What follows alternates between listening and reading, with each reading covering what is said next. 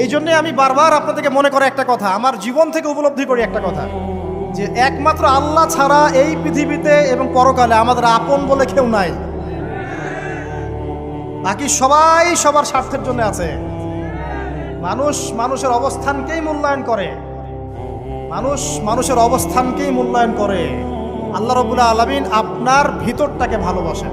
দেখেন, আপনি যখন নামাজ পড়েন নাই, আল্লাহ পাক কিন্তু আপনাকে ধ্বংস করে দেন নাই। আল্লাহ পরম করুণাময় আপনাকে হেদায়েত দিয়ে নামাজি বানিয়ে দিয়েছেন। জীবনে অনেক পাপ করেছেন, ইনস্ট্যান্ট আল্লাহ পাক শাস্তি দিতে পারতেন, আল্লাহ পাক দেন নাই।